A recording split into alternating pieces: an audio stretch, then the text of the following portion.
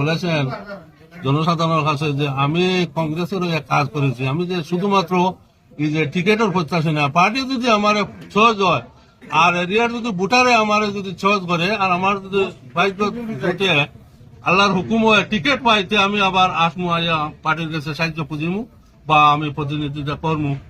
এই বলিয়া উনি যে ভাষণটা দিচ্ছেন এর জন্য উনাকে আমরা খুব ভালো লাগছে।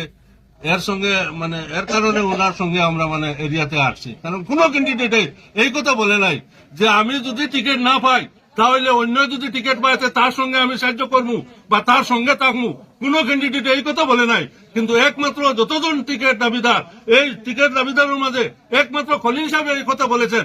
কারণ কি, খলিল সাহেবের মানে এই কংগ্রেস পার্টির লোকের মানে দরদ আছে, উনি কংগ্রেস করে কংগ্রেস এমএলএ হয় এইরকম কথাটা ওনার মুখ থেকে বাইরে হয়।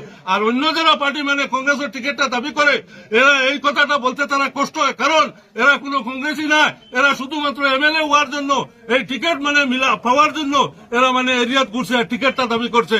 যদি তারা ঠিক কংগ্রেসি পার্টি হইতো আর কংগ্রেসের লোকে যদি মহব্বত কোনো দরদ রইতো তাহলে তারা এইরকম আমার খলিল সাহেবের মতো তারা এরিয়া এই কথা বললো না।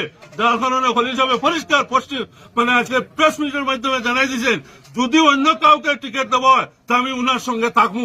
এই কথাটা অন্য কোন ক্যান্ডিডেট বলে নাই। এর কারণে আমরা এই যে কাটিজোড়া আগলাপুর কাটিজোড়া এই যে সমষ্টির সব জনসাধারণের তান মাত কথা টান কথাবার্তা ভালো পাইছি, এর কিন্তু তার সঙ্গে এখনো আছি। ইনশাল্লাহ আস্তে এরিয়ার তান ফ্লো উঠিছে, টিকিট আমরা আশা করি উনাকেও দেওয়া হইব। আর উনার টিকিট পাইলে জিত খান নিশ্চিন্ত, এ কথা আশা রেখে আমার বক্তব্য এখানে শেষ করলাম।